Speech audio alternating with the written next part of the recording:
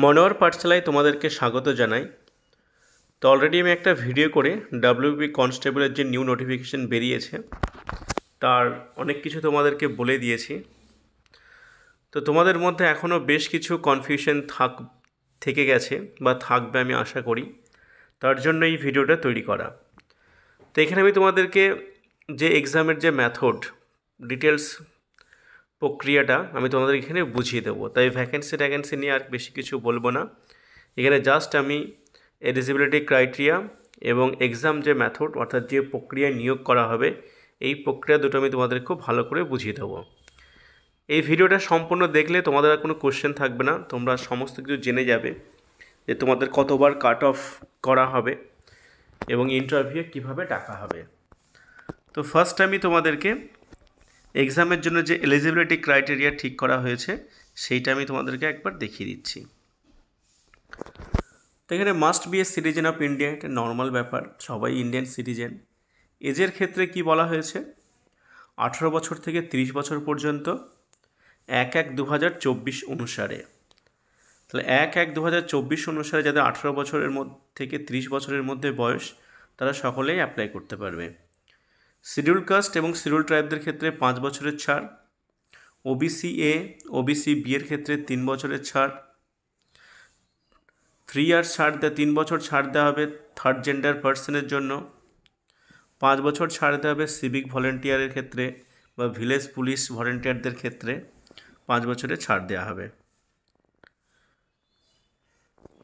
Education qualification খুবই simple, তোমরা সকলেই জানো, মাধ্যমিক এক্সামিনেশন পাস করে থাকলে তোমরা এক্সামে বসতে পারবে। তো ল্যাঙ্গুয়েজের ক্ষেত্রে কি বলেছে দেখো, the applicant must be able to speak, read, write the Bengali language. তাহলে অবশ্যই তাদেরকে বাংলা বলতে, পড়তে এবং লিখতে জানতে হবে। এইখানে একটা পয়েন্ট দেখো, a candidate belong to OBC A OBC B category if shortlisted for interview has to produce revalidated বা renewed or fresh OBCA OBCB certificate issued from the competent authority within 1 year preceding 1/1/2024 during verification of testimonials of the time of interview। তাহলে এখানে বলতে চাচ্ছি OBC A এবং OBC B candidate যারা ইন্টারভিউর জন্য shortlisted হবে তাদের ক্ষেত্রে রিনিউড ওবিসি কার্ড বা রিভ্যালিডেড ওবিসি কার্ড বা ফ্রেশ ওবিসি কার্ড তোমাদেরকে ওখানে গিয়ে ইস্যু করতে হবে বা দেখাতে হবে, যেটা 1/1/2024 এর হিসাবে 1 বছরের মধ্যে হতে হবে। অর্থাৎ 1/1/2024 1 বছর আগে হলেও হবে। Therefore the certificate issued before 1/1/2023 need to be revalidated renewed from the competent authority। অর্থাৎ যদি 1/1/2023 সালের আগে যদি কারোর ওবিসি কার্ড থেকে থাকে তাহলে তাদের কিন্তু রিভ্যালিড করতে হবে বা রিনিউড করতে হবে। কিন্তু 1/1/2024 এক্স্যাক্টলি 1 বছর আগে থেকে শুরু করে যখন তোমাদের ইন্টারভিউ হবে ততদিন পর্যন্ত কিন্তু ওবিসি কার্ড থাকলে রিনিউ বা রিভ্যালিডেট করতে হবে না। 1/1/2023 আগে যদি হয় তাহলেই কিন্তু তোমাদেরকে করে যেতে হবে। Candidate failing to be OBC produced revalidated renewed OBCA বা OBCB certificate shall not be treated as OBCA or OBCB as the case may be। যদি কেউ রিভ্যালিডেট বা রিনিউড OBCA বা OBCB সার্টিফিকেট ওখানে দেখাতে না পারে তাহলে কিন্তু তাকে আর ওই ক্যাটাগরির মধ্যে রাখা হবে না। তখন কি করা হবে, they may be considered as UR if they get equal or higher marks than the marks obtained by the last selected candidate under your category provided। তাহলে তোমরা যদি ওবিসি এ বা ওবিসি বি এর সার্টিফিকেট না দেখাতে পারো তখন তোমাদেরকে ইউআর ক্যাটাগরির ক্ষেত্রে ঢোকানো হবে। সেক্ষেত্রে তোমাকে অবশ্যই ইউআর ক্যাটাগরির যে ন্যূনতম কাট অফ মার্কস যাবে তার থেকে সমান অথবা বেশি পেতে হবে। Certificate of OBC without mentioning the specific category OBC A or OBC B will be treated as an invalid certificate. তাহলে যদি কোনো সার্টিফিকেট ওবিসি এ বা ওবিসি বি আলাদাভাবে লেখা না থাকে তাহলে সেই সার্টিফিকেটটা ইনভ্যালিড বলে গণ্য করা হবে। নেক্সট পয়েন্টে দেখো, in case A candidate from OBCA OBCB category claims relaxation in upper age limit at the time of submission of application but fails to produce the revalidated by renewed OBC or OBCB certificate at the time of his or her interview. His or her candidature shall summarily be rejected. তাহলে কেউ যদি age relaxation নিয়ে থাকে OBC A অথবা OBC B ক্যাটাগরির ক্ষেত্রে, তারা যদি ইন্টারভিউয়ের সময় ওবিসি এ বা ওবিসি বি সার্টিফিকেট দেখাতে না পারে, তাহলে কিন্তু তাদের ক্যান্ডিডেচার শেষ হয়ে যাবে বা ক্যান্ডিডেচার রিজেক্ট করে দেওয়া হবে। এখানে নেক্সট পয়েন্টে দেখো, candidate belong to economical weaker section must produce income and asset certificate issued by the competent authority as per specified format valid for the year 2023-24 onwards 2022-23. If a candidate shortlisted for PMT PAT and or thereafter under EWS category fails to produce the valid certificate at the time of interview, his or her candidature shall be rejected. তাহলে যারা EWS economy ওয়েকার section হিসাবে apply করছো, তা 2023-24 যে income certificate সেটা কিন্তু তোমাদেরকে ওখানে শো করতে হবে। যদি শো না করতে পারো তাহলে তার ক্যান্ডিডেচার কিন্তু খতম হয়ে যাবে। এরপর এগুলো নর্মাল বিষয়, হাইট, ওয়েট, চেস্ট, এটা তোমরা সকলেই জানো, ফিজিক্যাল এফিসিয়েন্সি টেস্ট। এইবার নেক্সট যে ইম্পর্টেন্ট প্রসেস রয়েছে মেথড অফ রিক্রুটমেন্ট, কীভাবে এক্সামটা কন্ডাক্ট করা হবে এবং কিভাবে রিক্রুট করা হবে, এটা ভীষণ ইম্পর্টেন্ট তোমাদের জন্য। The post of constable in West Bengal shall be filled up on the basis of written examination followed by physical measurement test, physical efficiency test and interview to be conducted by the West Bengal police recruitment board. তাহলে তোমাদের recruit করা হবে, প্রথমে written examination নেওয়া হবে, সেই বেসিসে তোমাদেরকে পিএমটি নেওয়া হবে, পিএমটিতে কোয়ালিফাই করলে পিইটি নেওয়া হবে, পিইটিতে কোয়ালিফাই করলে তোমাদেরকে ইন্টারভিউর জন্য ডাকা হবে। তো এই যে স্টেপ, চারটে স্টেপ, সেই চারটে স্টেপের মধ্যে প্রথম হচ্ছে রিটেন এক্সামিনেশন সম্পর্কে বলে নিই। Applicant provisionally considered eligible will be called for written examination which will be OMR based or MCQ pattern. তাহলে যারা অ্যাপ্লাই করবে তারা যদি এলিজেবল হও তাদেরকে রিটেন এক্সামিনেশনের জন্য ডাকা হবে, যেটা হবে ওএমআর বেসড এবং এমসিকিউ প্যাটার্নে। The duration of written examination will be 1 hour, অর্থাৎ 60 মিনিটের এক্সাম হবে। There would be 85 objective type question having multiple choice 4 choice. তাহলে 85টা মাল্টিপল চয়েস কোশ্চেন থাকবে। Answer carrying of 1 mark each, প্রত্যেকটা কোশ্চেনের 1 মার্কস করে থাকবে বা 1 নাম্বার করে থাকবে। For each incorrect answer there will be negative marking 1/4 of the total marks allocated to the question. তো 1 নম্বর যেমন একটা কোশ্চেনে থাকছে সঠিক অ্যান্সার করার জন্য, ঠিক ভুল করলে ওখানে 1/4 অর্থাৎ 0.25 মার্কস কিন্তু কাটা যাবে। West Bengal police recruitment board will decide the prescribed scheme, syllabus, date and venue for the examination. তাহলে ওয়েস্ট বেঙ্গল পুলিশ বোর্ড এগুলো ঠিক করে দেবে, সিলেবাস সম্পর্কে অলরেডি বলে দিয়েছে, ডেট এবং কোথায় এক্সাম হবে সেটা পরে তোমরা জানতে পারবে। The marks obtain in the written examination will be taken into account while preparing the merit list for selection. তাহলে এই এক্সামিনেশনে তোমরা যে মার্কসটা পাবে, এই মার্কসটা কিন্তু এবার আর কোয়ালিফাইং ইন নেচার নয়, এই মার্কসটা তোমাদের ফাইনালি যে মেরিট তৈরি করা হবে সেইখানে কিন্তু এই মার্কসটা তোমাদেরকে অ্যাড করবে বা অ্যাড করা হবে। The board will have the discretion to fix qualifying marks in the written examination for shortlisting candidate for the next stage selection, that is physical measurement test or others যেগুলো আছে সেইগুলো। তাহলে তোমরা বুঝতে পারছো যে যারা এক্সামিনেশন দিবে সেখানে কিন্তু একটা কাট অফ হবে। তাহলে ফার্স্ট একটা কাট অফের জায়গা আসলো।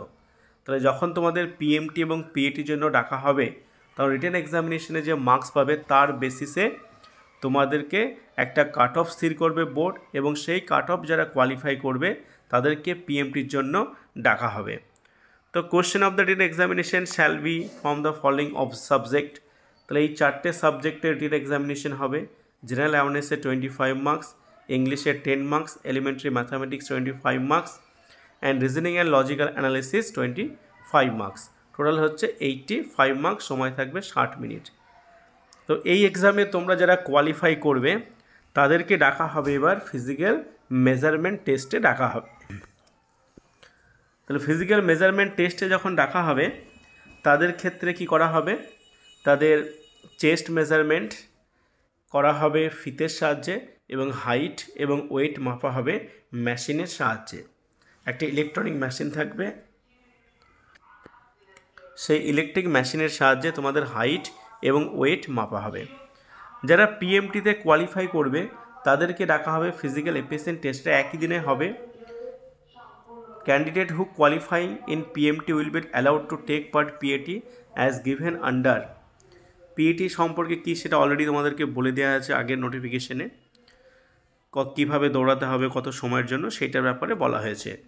তাহলে তোমরা যারা কাট অফ কোয়ালিফাই করলে ফার্স্ট স্টেজে তাদেরকে ফিজিক্যাল মেজারমেন্ট টেস্টে রাখা হবে।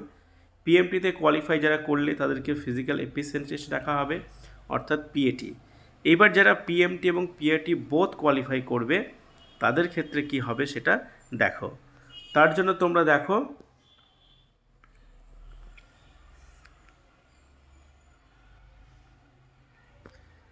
ইন্টারভিউ, নেক্সট স্টেপ হচ্ছে ইন্টারভিউ। ম্যাক্সিমাম মার্কস হচ্ছে 15, তাহলে ইন্টারভিউ 15 মার্কস হবে আর রিটেন এক্সামিনেশন 85, টোটাল 100-এর মধ্যে মেরিট তৈরি করা হবে।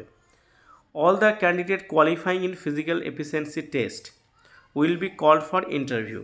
তাহলে ইন্টারভিউ ডাকার জন্য কিন্তু আলাদাভাবে আর কাট অফ করা হবে না বা আলাদাভাবে কিন্তু পিআরবি বোর্ড কোনো রেজাল্ট দেবে না। যতজন ক্যান্ডিডেট পিএটি বা ফিজিক্যাল এফিসিয়েন্সি টেস্ট কোয়ালিফাই করবে তারা সকলে কিন্তু ইন্টারভিউর জন্য ডাক পাবে। এটা কিন্তু মোস্ট ইম্পর্টেন্ট পয়েন্ট, তোমরা জেনে যাও।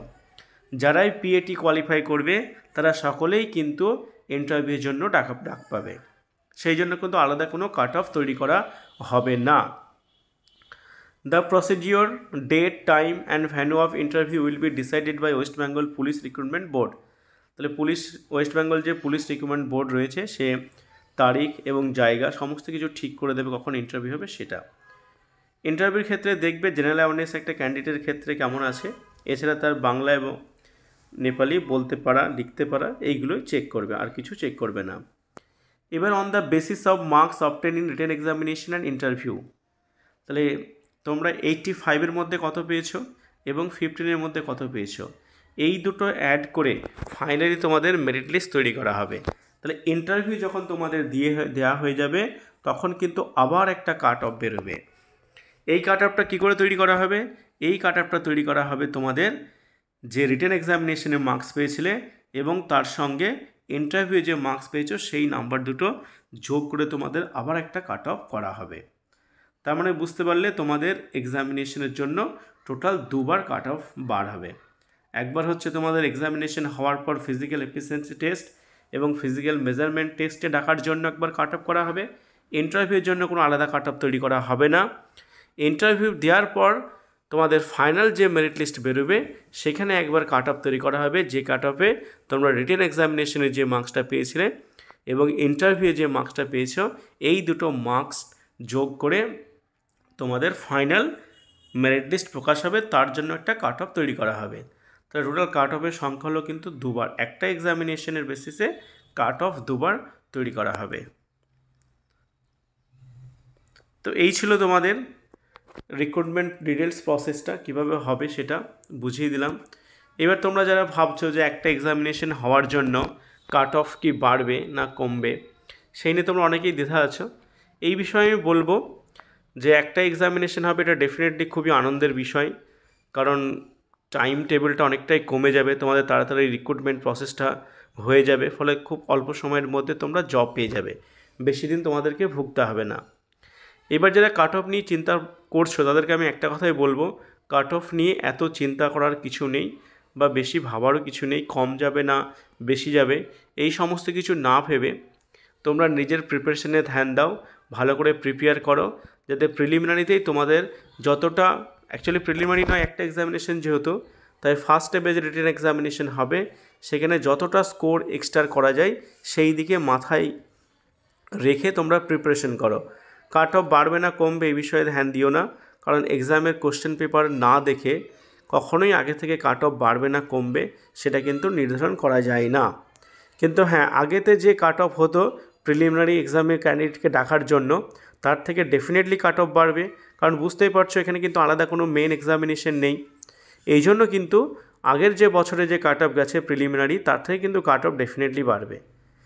বোঝা গেছে? কিন্তু কাট অফটা কতটা বাড়বে সেটা নিয়ে ভেবো না তোমরা টার্গেট রাখবে যে 85 মার্কসের এক্সাম আমরা দিতে চলেছি। এই 85 মার্কসের মধ্যে আমরা হাইয়েস্ট যতটা স্কোর করতে পারি, কারণ আমাদের একটাই যেহেতু এক্সামিনেশন, একবারই আমাদের এক্সাম দেওয়ার সুযোগ, সেখানেই কিন্তু আমাদের দক্ষতা, আমাদের যে প্রিপারেশন লেভেল সেটা কিন্তু প্রুভ করতে হবে। এই জন্য তোমরা এখন থেকে পড়াশোনা শুরু করে দাও, আর একটা দিনও ডিলে করো না।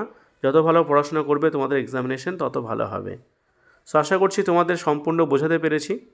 যদি ভালো লাগে তাহলে অবশ্যই আমার চ্যানেলটাকে সাবস্ক্রাইব করবে, লাইক করবে এবং কমেন্ট করতে ভুলবে না। সেখানেই শেষ করছি। Thanks for watching. এরপরও যদি কোনো তোমাদের জানার বিষয় থাকে তাহলে কমেন্ট সেকশনে কমেন্ট করবে, আমি সেখানে তোমাদেরকে ডেফিনেটলি বলে দেবো।